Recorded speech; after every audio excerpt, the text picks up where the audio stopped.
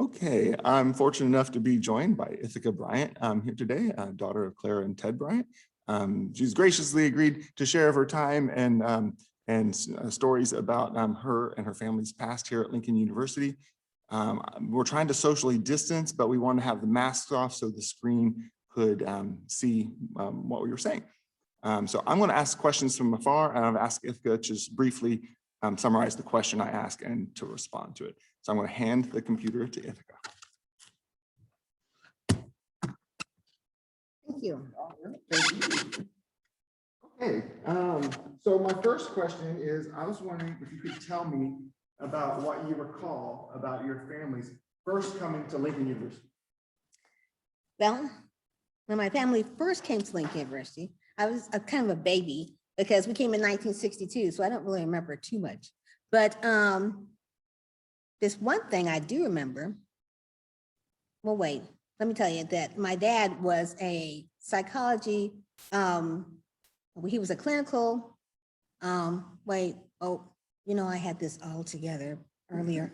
This is take two. So I was saying that my dad was a director of the Counseling and Testing Center.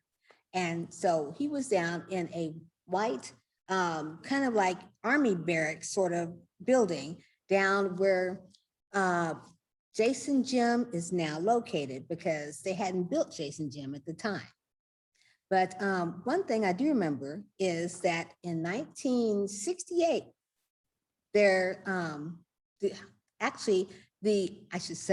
graduating class of 1968 was coming back to Lincoln to enjoy one of their anniversaries. And some of the ladies came up to the archives and they said, "Hey, isn't that you?" And I said, "Oh, yes, it is," because they were looking at the actual, yearbook.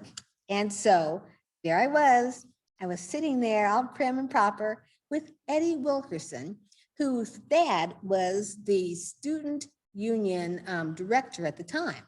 And so we were carrying the train of the Queen at the time. And it was really cool. The Queen wasn't there with us, but some of the ladies who were in waiting with her were with us.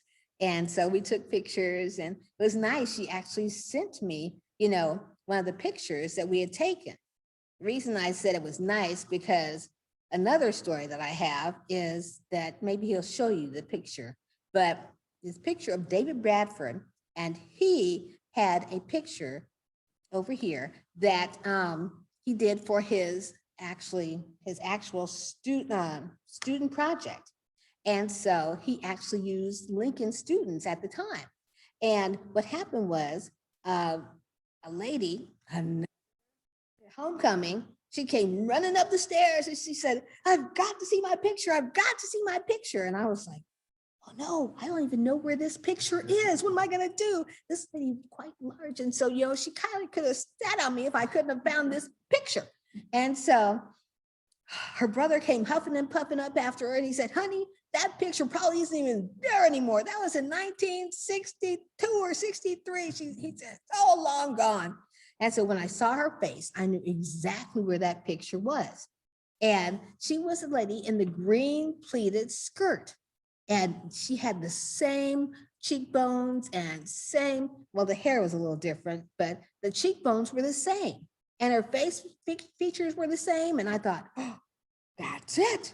And I said, "Here it is." And I pointed and, she's like, "Yes." And she took a picture and, I said, "Please send me a picture so I can show that you're actually in the picture." And she said, yeah, sure. Well, it's 2021. I still have no picture to show people, but I still love telling that story. Can you tell me about the role that each one of your family members played at Lincoln? Well, my dad, he was the director of counseling and testing, and then he went on to become the psychology professor, and then he became assistant professor, correct? Yes. And then associate. Oh, and an associate professor. I always get that mixed up. I always say he was associate and then assistant, but assistant comes before associate. So then my mom, she was She actually stayed to have my sister. She was born in 1970. And so that's telling her age. And so after that, she came up and she became the secretary for the president. And after the secretary for the president, she went on to become somebody in student accounts and help the students there. And then she was in the budget office with Mr. Addison Williams. So the story I like telling about that is they worked long and hard to keep Lincoln University going. And I mean, long hours. Well, this one particular night, she worked from 8 in the morning until 11 at night. And what he likes to remind me, he actually retired, but every time he saw me after he retired, he reminded me that, you know, I remember when you were standing on the porch with that baseball bat and you said, don't you ever bring my mother home that late again. And I'm like, I don't really remember that, but okay. And so, oh, and my brother, he worked in the Lincoln University bookstore. And my sister, she worked in the cashier's office, helping the students, you know, with their student counts and things. And the students were very patient because they had a bell so that whenever she was not there at the desk, they could go bing, bing, bing, bing. Well, some of them were smart Alex and they go bing, bing, bing, bing while she was sitting there at the desk. And she said, I finally got tired of that. And so she didn't work there very long. But me, I work here in the library.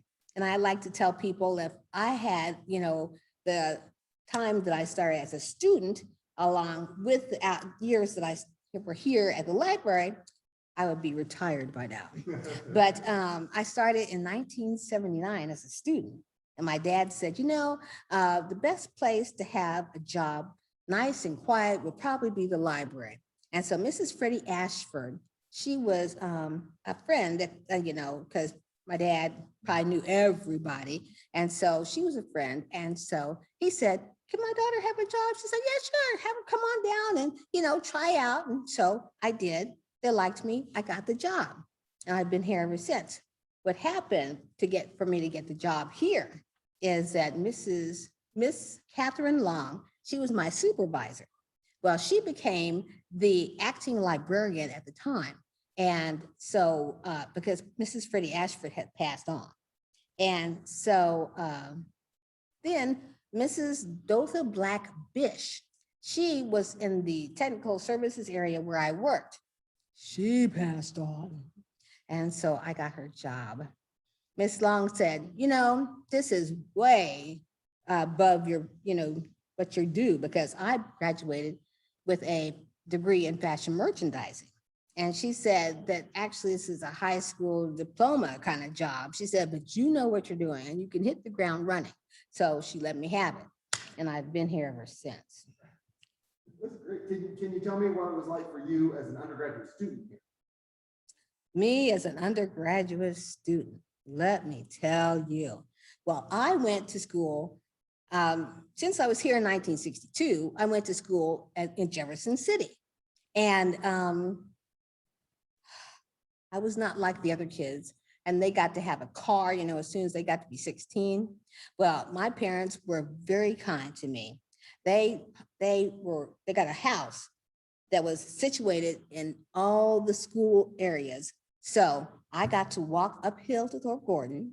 Then I got to walk uphill to the middle school. Then I got to walk uphill to the high school. And then I got to walk uphill to Lincoln University. So I got to walk up lots of hills, but to tell you all about that, what happened was I was mostly the only Black person in my you know, class. And so, you know, there's nobody else that looked like me. And I was like, okay. But then I got to Lincoln University. Oh my goodness. I mean, it was a total culture change. I mean, there was Black people everywhere. I had Black people as teachers. I mean, this was so cool. I was like, oh, I've died and gone to Nirvana. I was like, oh, it was so neat.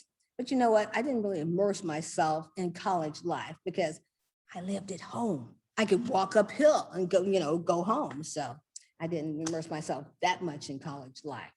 Did you hear anything from your classmates about your dad as a teacher? Well, the one thing I heard about my dad was, you cannot take me. I was like, why not? He said, because they'll think that I gave you the job, that, you know, the grade that you got. And so I'm like, okay, fine. So I never got to take my dad as a teacher, but my friend said that he was fabulous. He was so funny and he was really great as a teacher. And I'm like, what? He's not like that at home. He doesn't laugh and giggle at home. He's kind of stoic and reserved. And you say he laughs and giggles and carries on like that? I'm like, okay, I'll believe you. But they said he had some really wild stories. I said, about me? And they said, nah, not really about you. Kind of about you. I was like, One last question. Can you tell me what you think about where Lincoln is now and its future from your perspective? where Lincoln is now. Well, sadly, we were in the paper the other day about Lincoln, you know, declining in their enrollment. And I was like, oh. But you know, we also had COVID. And so that kind of hurt us there. But I'm hoping and praying that we come back, because it is so cool about, I love telling the story about the soldiers. And you gotta show them that picture about the soldiers. But anyway, what happened was they gave their whole salary. Some of them gave their whole salary for a year to start this school. But they said, listen, Baxter,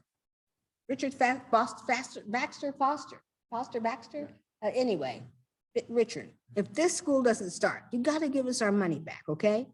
And he said, yes, I will definitely do that. Well, it kept on going. And it's so cool that, you know, one of the soldiers sent his daughters here, and they actually graduated from this school. And so if they were here today, they would be so proud of this school, and knowing how many people graduated with degrees and went on to be judges and lawyers and doctors and nurses. Oh, we have so many nurses. There's this one lady named Mary. I'll stop then. There's this one lady named Mary, and she came down where I was working in the media center. And she came down and she actually studied all the time. I mean, she would come in and get herself a study room and she would study. And that woman studied and studied and studied. And I said, one day, I said, Mary, if I ever get sick, I want you as my nurse. I said, because I know you know your stuff. And it's so cool. And, you know, usually the nurses that graduate from Lincoln University are graduated, are guaranteed a job, which is so cool to find out. Are there any parting comments you'd like to share? I want to thank you so much, Dr. DeBoard, for letting me do this and letting me carry on and stuff. And I'm hoping that people enjoy this and that they might learn more about psychology and that they might learn more about Lincoln University. Thank you. And I would like to thank Ithaca and her family for sharing their lives with Lincoln University. Thank you for the interview, Ithaca. Anytime. All right.